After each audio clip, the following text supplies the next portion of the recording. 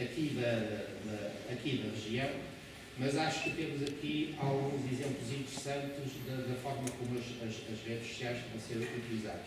Depois, no final, o Vasco fará então uma apresentação sobre aquilo que tem vindo a fazer no domínio da utilização das redes sociais pelas empresas e pretendia que esta sessão fosse completamente informal, ou tão informal quanto possível.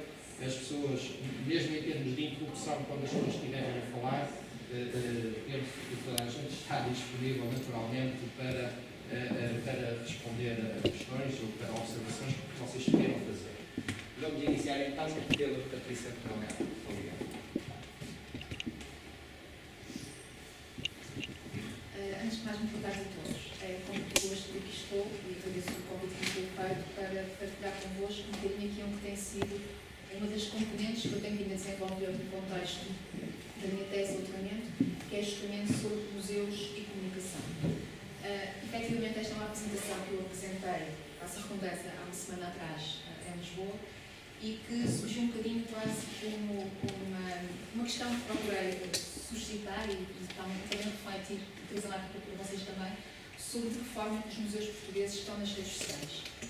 E mais do que isso, se eles efetivamente estão presentes nas redes sociais. Como ponto de partida, julgo que é interessante pensarmos sobre o que é um museu. E pensarmos, sobretudo, e refletirmos um bocadinho sobre a definição do museu segundo o ICON. Esta definição tem sofrido sucessivas alterações ao longo dos anos, sendo que esta que aqui mostrado data de 2007, em que o museu é apresentado como uma instituição permanente que adquire, conserva, investiga, comunica e expõe o património da humanidade. Globalmente estão aqui, nesta definição, estão os conceitos essenciais, ou as características essenciais daquilo que se pretende que seja uma instituição museológica. Mas cada vez mais o museu assume-se como um espaço com múltiplas valências, com múltiplos desafios, onde acontecem muitas coisas, onde são, de facto, dinamizadas inúmeras vertentes, o que nos leva, porque não, a uma descrição que o Wolf Owens, que é um marketeer britânico, a certa altura fez a propósito da Tate, referindo-se à Tate como mais do que uma instituição. Porquê? Porque oferece uma experiência aberta e orientada para o futuro, que tem tanto espetáculo como de arte e cultura. Ou seja, os espaços museológicos são cada vez mais locais de experiência e é isso que as pessoas procuram. Mais do que simplesmente obter conhecimento, procuram sim conjugar o conhecimento, o lazer e, por que não, uma experiência que desperte os 5 sentidos. Para além disso, há uma outra realidade que importa ter em conta e, relativamente à qual os museus não podem, naturalmente, digamos, ignorar essa mesma realidade. E refiro-me concretamente à concorrência. Estamos a falar de equipamentos que, cada vez mais, têm que garantir a sua capacidade de atrair públicos, de fidelizar públicos, e essa é uma missão cada vez mais complexa, justamente porque a concorrência é cada vez maior. Não só por parte de outras instituições museológicas, se pensarmos na cidade do Porto, temos inúmeros museus que têm também as suas ofertas, mas também outro tipo de oferta de caráter lúdico e também cultural, sejam os serviços comerciais, sejam os espetáculos de música, teatro, os grandes eventos. Ou seja, há aqui todo um desafio que é necessário ter em conta e repensar enquanto uma estratégia que é necessário definir. E nesta perspectiva, e tendo em conta esta realidade cada vez mais complexa, é fundamental que os museus e os seus profissionais se questionem sobre a forma como comunicam, que instrumentos utilizam, que estratégias é que vão também utilizando e, de certa forma, atualizarem-se, passarem a utilizar as ferramentas, os instrumentos que são mais eficazes, que garantam a captação e a fidelização de públicos efetivamente no plural. Para além das questões relacionadas com os instrumentos de comunicação, é cada vez mais também visível a integração de ferramentas, nomeadamente de estratégias de marketing, que até então eram comumente associadas a empresas e não instituições sem fins lucrativos, como é o caso dos museus, mas que na realidade não são assim tão diferentes quanto possamos pensar. Neste contexto, quando falamos então dos novos instrumentos de comunicação, é inevitável falarmos das redes sociais, há outros, mas este é o tema que nos traz aqui hoje, um universo extremamente diversificado, não só pela diversidade de redes sociais existentes, mas também porque os públicos a que se destinam são também diferenciados, as linguagens que se utilizam são igualmente distintas e por isso é um universo que se apresenta com uma realidade muito diversa. Estamos a falar de algumas que, entretanto, deixaram de existir, outras que se mantêm de uma forma mais prolongada e duradoura no tempo, e vamos certamente ser surpreendidos em breve com muitas outras que vão continuar a surgir.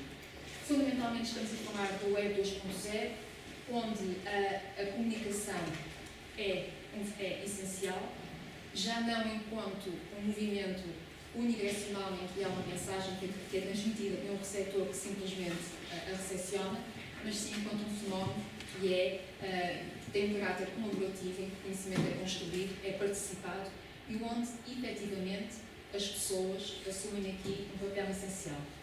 As redes sociais são a conjugação, naturalmente, um suporte tecnológico, mas onde as pessoas assumem o papel preponderante. Retomando a ideia de há pouco das estratégias de marketing, é um facto que quando aqui há ainda alguma aversão a esta realidade em alguns museus. Apenas para partilhar convosco, que há uma semana atrás, quando tive o privilégio, para mim foi mesmo um privilégio, de estar com o Mark Sands da Tate e a Linda do Rijksmuseum, conversamos um bocadinho sobre a realidade deles. Eles são dois profissionais de marketing, estão há relativamente pouco tempo nos museus em questão. A Linda está há cerca de um ano, o Mark está há 10 anos apenas, e eles diziam que continuam a sentir que são vistos de alguma forma enviesados, mas não tem muito a ver com o universo dos museus. De qualquer forma, ambos tinham também a partilhar a mesma ideia. A dificuldade maior que eles sentem nos museus onde estão não é com a direção dos museus. Porque, segundo eles, são gestores, têm objetivos muito específicos, portanto, as estratégias são definidas e a dificuldade que eles sentem não é da parte da direção do museu, mas dos conservadores. Continuam a ter muita resistência em partilhar informação, encaram estas ferramentas não enquanto oportunidades, mas enquanto ameaças. E enquanto isso não for desbloqueado, teremos sempre aqui um problema que também eles o partilham, apesar de estarem em instituições que todos nós associamos a uma dimensão que não é exatamente a nossa. Para terem uma ideia, cada um deles nos seus museus tem equipas com 15 pessoas e como eu disse, isto aqui é ficção científica, eles acharam que era curioso. Tem, por exemplo, uma pessoa só para as redes sociais e pronto. Em relação à questão do marketing, então, aquilo que é importante é que, mesmo assumindo que há alguma aversão, por assim dizer, ou alguma desconfiança em relação a estes profissionais, o que é um facto é que qualquer um de nós nos museus, e quando digo nós, porque eu também já trabalhei no museu e continuo ligada a este universo, de uma forma ou de outra, utilizamos estas ferramentas, estas estratégias, simplesmente às vezes temos alguma dificuldade em assumir que o fazemos. Pelo menos com esta terminologia. Porque, efetivamente, aquilo que se verifica é a comunicação não é apenas a arte pela arte, ou para divulgar as coleções, as atividades dos museus, não. Estamos a falar de uma gestão orientada para resultados concretos. E o que nós queremos, de facto, é que os nossos consumidores, os nossos utilizadores, os nossos visitantes, reconheçam, apreciem e se sintam atraídos pela oferta da instituição relativamente aos seus concorrentes. Ou seja, que nós nos tornemos uma referência e sejamos a primeira escolha face à concorrência. Relativamente a exemplos mais concretos, nós de facto estamos a falar de um universo que é muito vasto, mas optei por focar, digamos, esta breve apresentação no Facebook. Não só por ser a rede social com maior representatividade em termos de utilizadores a nível mundial, mas também porque essa realidade se aplica a Portugal e porque os museus, de facto, investem nesta rede social de uma forma muito particular. Estes dados que eu aqui vos apresento são do Museums Analytics, que é uma plataforma que é dinamizada nos Países Baixos e cuja equipa conta com um português. Estes dados são de outubro deste ano, ou seja, o início do mês, e estamos a falar de um ranking que faz, digamos, a monitorização da presença online de alguns museus no Facebook e no Twitter. Eu aqui vou apenas destacar os dados do Facebook. Estamos a falar de algumas dezenas de museus, sendo que este ranking é liderado pelo Museum of Modern Art nos Estados Unidos, seguindo-se o Louvre, Saatchi Gallery e Prado. No que diz respeito ao universo português e da forma como ele se faz representar nesta plataforma, existem 28 museus, sendo que aquele que lidera a nossa presença no Museum Analytics é Serralves, seguindo-se a Quinta da Redomeira, que não é um museu, mas tem um espaço museológico, e a Fundação Carlos Gulbenkian. Permitam-me só dizer-vos que no caso de Serralves e da Gulbenkian, não estamos a falar apenas do museu, mas na fundação das suas múltiplas valências, seja o parque, seja o jardim, no caso da Gulbenkian, os concertos, a formação, as bolsas, tudo aquilo que envolve, digamos, toda a instituição. Estes museus que estão aqui destacados são aqueles que, nesses 28, apresentam uma fasquia de seguidores no Facebook acima dos 10 mil. Sendo que a maioria dos museus, desses mesmos 28, tem um número de seguidores inferior aos 10 mil. E aqui temos a Casa das Histórias Palma Verde, o Museu da Música, o Museu Nacional do Azulejo e por aí fora. O Museu do Lamento, lá está ele também, e por aí fora. Sendo, por exemplo, o Museu da Cidade de Aveiro é aquele que se faz representar neste momento com um menor número de seguidores, apenas com 664. Chamo a vossa atenção para um dado também igualmente curioso e que nos pode também suscitar algumas reflexões. Por exemplo, o Museu Nacional dos Postos, que é o museu mais visitado no país, neste momento tem 3.800 seguidores no Facebook, ou seja, não há necessariamente uma relação de causa e efeito entre quem vai ao museu fisicamente e depois quem acompanha as suas dinâmicas online. Partimos depois para um exemplo mais concreto nacional e para tentar perceber como é que os museus estão no Facebook em termos nacionais. Para terem uma ideia, há cerca de 1 ano e meio, e no contexto do Paper dos Museus, eu fiz um levantamento das instituições no país que se designam como museu ou duplo museológico. Encontrei cerca de 1.500. É um universo imenso, como compreenderão, muitos deles pouco ou nada têm a ver com o que é um museu de facto. Por isso, entendi que no contexto desta apresentação e também no doutoramento, faria mais sentido ter um critério de seleção que traduzisse algum rigor a esta abordagem. Por isso, fizemos a seleção dos museus da Rede Portuguesa de Museus. Tendo em conta aqueles que existem na página do Facebook, verificamos que isto são dados de julho deste ano. Há 57 museus que possuem página do Facebook, enquanto que em 77 isso não acontece. Acho que é importante referir que estes dados não podem ser nunca vistos de uma forma superficial, porque há certamente razões que explicam esta realidade. Por exemplo, há museus cujas tutelas não permitem a existência de página no Facebook. Isso é muito comum, por exemplo, nas câmaras. Conheço algumas câmaras onde isso funciona dessa forma. E, por outro lado, há museus que não possuem os recursos humanos nem tecnológicos, com ligações à internet muito eficientes, que optam por não estar, porque não conseguiriam fazer de uma forma eficiente. Então optam por simplesmente não estarem apenas enquanto um número no Facebook, então optam por não estarem de facto presentes. Relativamente aos museus da rede, com a página do Facebook e de acordo com a sua tutela, verificamos que os museus da Administração Central, onde podemos inserir, por exemplo, os museus nacionais, são aqueles que estão mais representados, seguindo os da administração local, ou seja, os museus municipais, as fundações, as associações e todos os outros com, digamos, com um número muito reduzido de presenças no Facebook. O mesmo acontece com os museus da Rede Portuguesa de Museus, com mais de 5 mil postos. É um número muito reduzido, que é liderado, como já disse há pouco, por Serralves e a Fundação Carlos Gulbenkian. O Museu do Caramulo não é um museu da rede, mas de facto é uma realidade cuja dinâmica não podemos de forma alguma excluir, digamos, deste raciocínio que estamos aqui a fazer e cujos dados eu poderei apresentar um pouco mais à frente. O Museu Nacional de Arte Antiga, entretanto, esta informação já pode ser atualizada, já ultrapassou os 20 mil postos. Segue-se o Palácio Nacional de Marte, o Museu Nogueira da Silva, o Herbário Passal e todos os outros, realmente com um número muito reduzido de seguidores. seguidores no Facebook. No que diz respeito aos museus da DGPC, Direção-Geral do Património Cultural, com página no Facebook, verificamos que este ranking é liderado pelo Museu Nacional de Arte Antiga, seguindo-se o Palácio de Mafra, o Museu Nacional de Arqueologia e o do Azulejo. O Museu Nacional Soares dos Reis, o Museu Nacional de Trás e o Museu Nacional Machado de Castro não possuem página no Facebook. O exemplo que eu melhor conheço, até que está a ser estudado no contexto do documento, que é o Museu Nacional Soares dos Reis, por exemplo, não tem claramente por opção.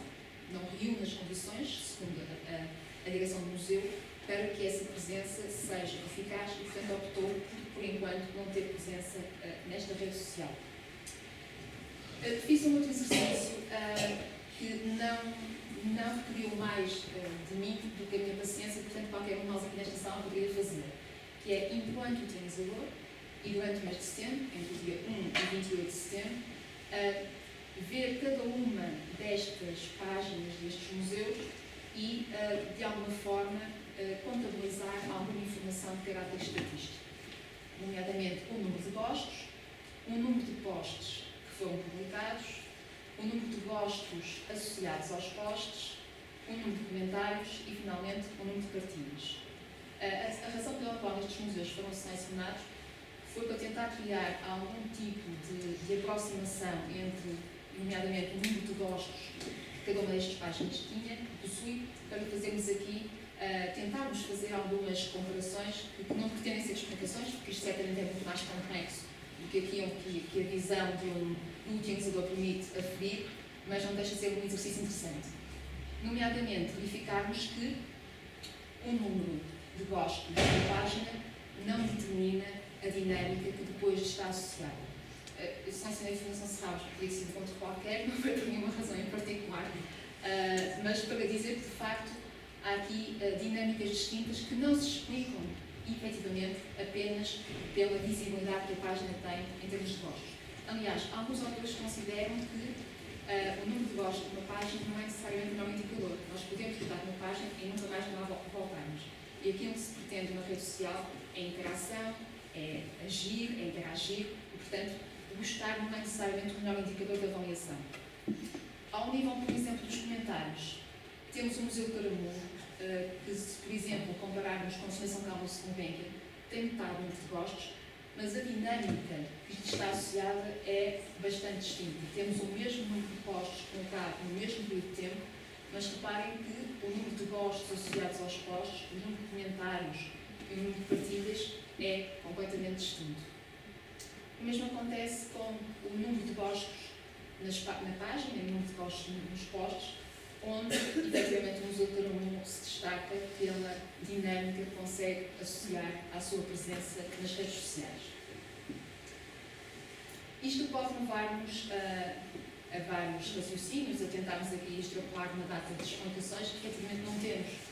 Seria bom se tivéssemos aqui alguém de Caramulo que nos pudesse explicar qual é o segredo para toda esta dinâmica. Não podia mesmo vir.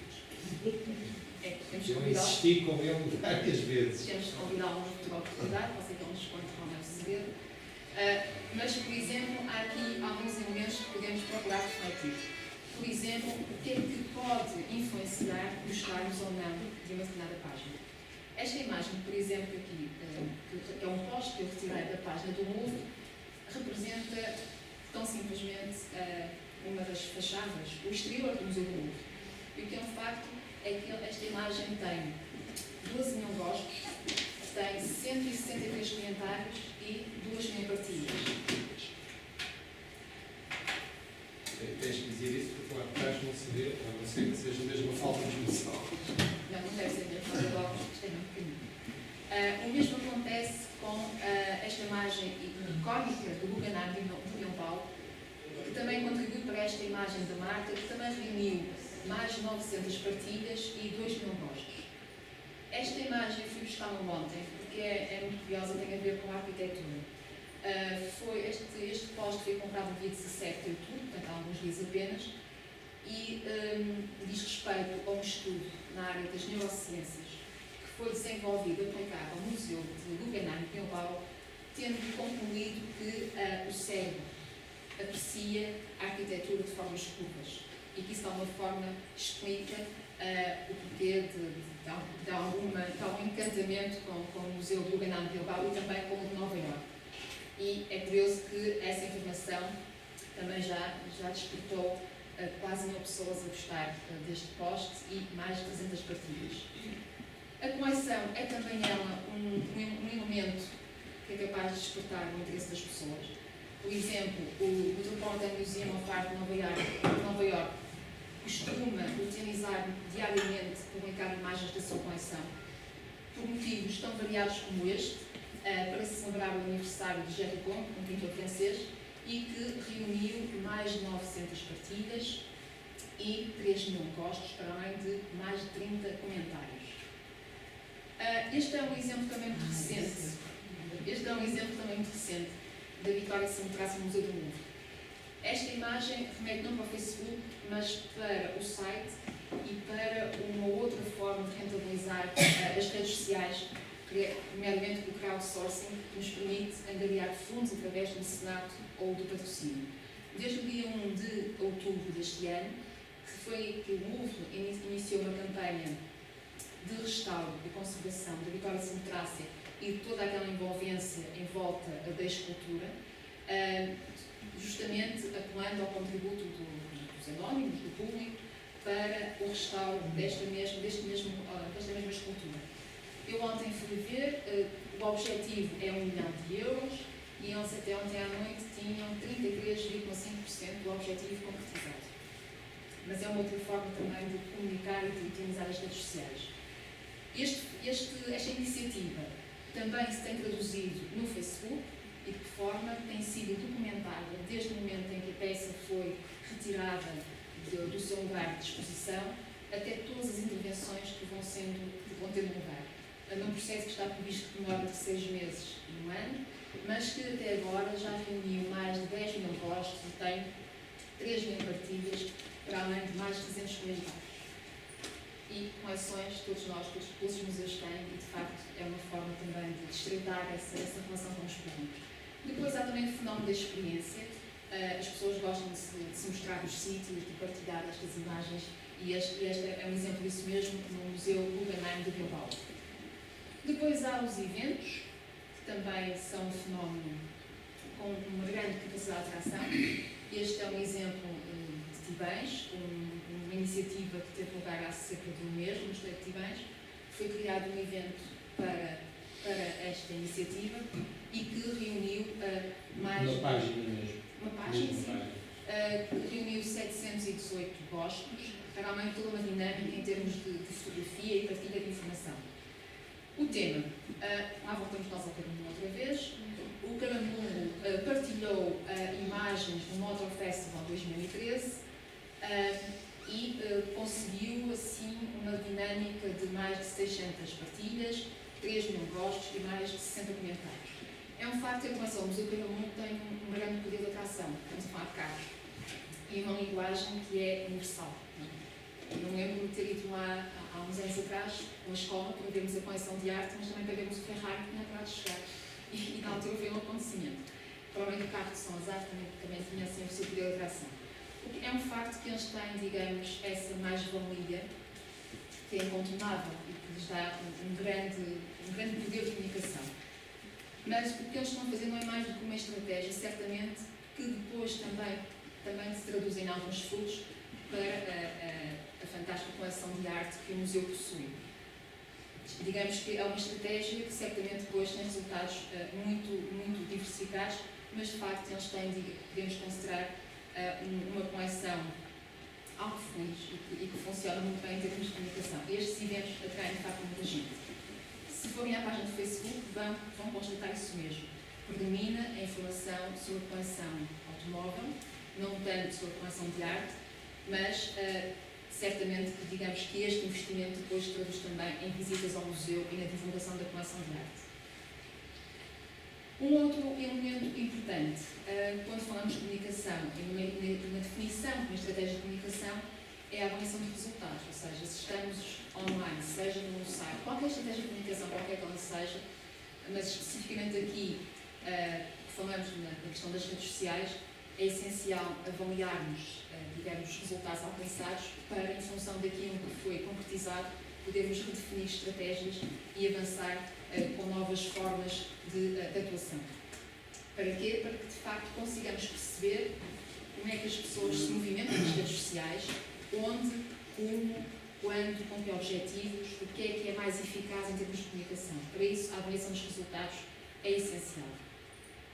E esta questão leva-nos à realidade do Mosteiro de Tiveiros, que tem tido alguma preocupação em perceber um bocadinho como é que esta relação se estabelece, inclusivamente com a Universidade do Minho, no sentido de perceber como é que se pode chegar, digamos, a esse ponto tão específico e que, apesar de tudo, não está, por assim dizer, ainda muito envolvido com o Mosteiro. Inclusive foi feito um estudo público em que se procurou, mas depois o Marco certamente poderá detalhar essa informação. Esta informação que nós aqui temos, há pouco mostrei informação que é acessível do ponto de vista do utilizador comum, daquele que simplesmente vai à página e corre a cronologia da página do Facebook. Esta já requer um perfil de administrador, ou seja, informação que já nos remete para elementos mais precisos, mais concretos e que, portanto, só esse perfil permite aceder. Estamos a falar de informação, mais uma vez, de setembro de 2013, em que, por exemplo, conseguimos identificar as fontes dos gostos da página do Mosteiro, sendo que a maior parte dos gostos da própria página do Mosteiro seguimos o telemóvel, sugestões de páginas, publicações e pesquisa, etc. Depois, também nos é permitido saber qual é o alcance de distribuição e os dias da semana em que as publicações possuem alcançam uma maior visibilidade. Verificamos que no caso do Mosteiro é à sexta-feira, sendo que, por exemplo, ao domingo, à quarta e ao sábado há uma descida significativa. Temos aqui, por exemplo, a evolução do número de gostos na página do Mosteiro. Em setembro, o Mosteiro alcançou mais de 200 gostos. Chegamos ao fim do mês de setembro com mais de 200 gostos, que tinha que sido o mês. As visitas de página, ou seja, o que é que as pessoas visualizam quando consultam a página do Facebook do Mosteiro. Há aqui uma predominância da cronologia. As atividades de outras pessoas na página, e aqui temos, se calhar, um daqueles aspectos que necessita de ser, eventualmente, mais dinamizado, porque, de facto, há muitas visitas, mas as pessoas interagem pouco. Portanto, há aqui uma característica da Web 3.0 que não está a ser plenamente concretizada. A origem dos acessos, a partir da página do Google, o próprio site do Mosteiro, outros, através de outros museus, com a plataforma de divulgação. Qual é também a distribuição horária dos acessos? Verificamos que o período entre as 18 horas e as 24 é aquele em que se verifica o maior número de acessos, ou uma maior visualização dos posts do museu, o que, por exemplo, poderá originar que o momento em que eles são publicados seja reequacionado. O Facebook permite agendar a publicação de posts, não nos obriga a estar ao meio para publicar um post às 6 da tarde, isso é possível fazer. Portanto, são informações que nos permitem reequacionar algumas estratégias. Permite-nos também conhecer o perfil dos utilizadores e, por outro lado, o perfil dos utilizadores com a interação na página do Mosteiro. E verificamos, por exemplo, que o grupo que mais interage na página do Mosteiro não é aquele que está mais representado no global, que é também um elemento interessante. Deixa-me mostrar o anterior, porque isto foi muito rápido. Desculpa. O destaque é nas 25-34. Sim. Digamos que o grupo mais representado entre os 25 e os 34, mas aquele que mais interage na página é de uma faixa etária mais alta. Depois, permite-nos também conhecer o perfil dos utilizadores de acordo com o país de origem. No caso específico do Mosteiro de Tiveiros é Portugal, e se formos ao detalhe, por exemplo, da cidade, verifica-se que há uma predominância da cidade de Braga. Voltando à questão inicial, os museus portugueses estão, então, nas redes sociais, estão, mas de uma forma ainda muito incipiente, muito pouco ordenada, muito pouco planeada. estão de uma forma muito espontânea, não há planeamento, não há organização e isso naturalmente condiciona os resultados. Podemos pensar então o que é necessário para que este puzzle funcione de alguma forma, que peças é que podemos ainda encaixar para que esta realidade seja mais eficaz. Por um lado, sensibilizar as tutelas, não só para a questão da comunicação. É importante que a comunicação exista e seja planeada e executada com a organização, mas também para a importância das redes sociais. Isto porquê? Porque há muitas instituições que não permitem o acesso às redes sociais, porque associam a rede social ao lazer e não conseguem perceber que elas podem ser também um instrumento de trabalho, efetivamente. Por outro lado, é necessário existirem recursos humanos. Nem toda a gente tem o mesmo perfil para estas coisas, nem toda a gente tem a mesma apetência, qualquer um pode aprender, com maior ou menor dificuldade, mas de facto é preciso que as pessoas tenham formação e se integrem de como estas realidades funcionam.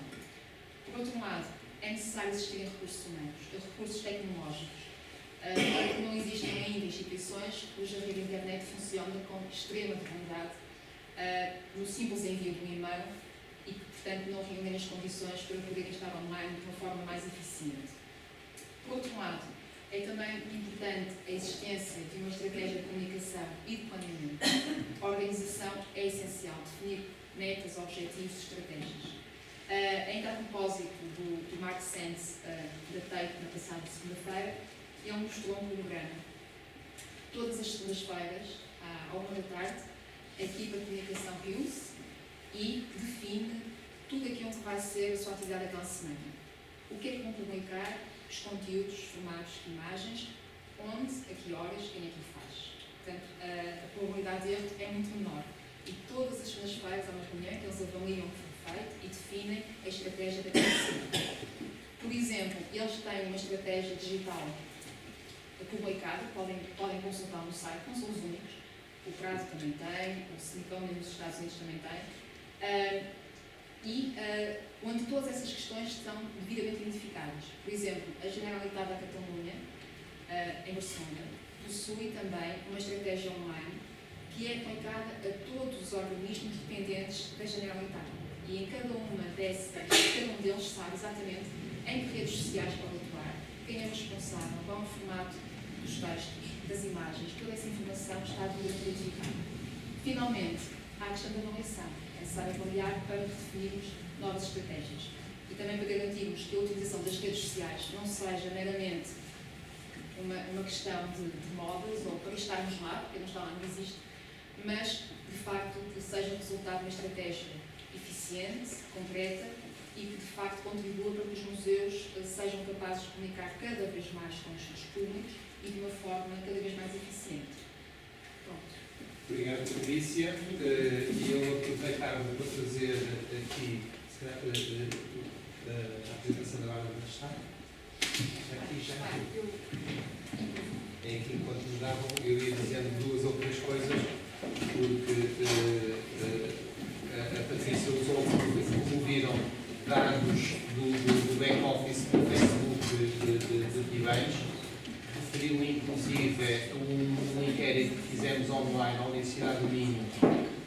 Em 2 dias conseguimos que o inquérito fosse respondido por 500 estudantes da Universidade, exatamente no sentido de perceber, por um lado, a percepção do mosteiro, qual é a percepção que eles têm em termos do Mosteiro de Guimarães, e, por outro lado, o conhecimento que eles possuem relativamente ao mosteiro através das redes sociais. Foi um trabalho feito por uma aluna de licenciatura do Departamento de Sociologia da Universidade do Minho. Foi um trabalho também inovador, porque, pelo menos na Universidade do Minho, não há memória de ter sido de estas análises estarem a ser feitas, em termos exatamente direcionadas para a questão das redes sociais. Agora, o que nós sabemos também é que esta faixa etária dos 18 a 24, portanto, pessoas que estão nas universidades com um grande consumo de festivais, como sabemos, os festivais têm um peso muito grande em termos de mobilização deste segmento de público, tornando-se um pouco difícil mobilizá-los para outro tipo de iniciativas, nomeadamente iniciativas de caráter cultural. E este assunto foi inclusive estudado no âmbito da avaliação da Capital Europeia da Cultura, e aliás, no seminário da semana passada, foram apresentados alguns números interessantes relativamente àquilo que foi a relação da Capital Europeia da Cultura e o envolvimento da comunidade. Portanto, foram dados inéditos, mas eu presumo que este estudo esteja em vias de ser publicado e vai ser interessante percebermos a dificuldade que a Capital Europeia da Cultura teve também, pelas informações que eu tenho, em chegar a este segmento público. Ora, este problema, de um ponto de vista geral, tem a ver com as estratégias de comunicação do Mosteiro de Guimarães.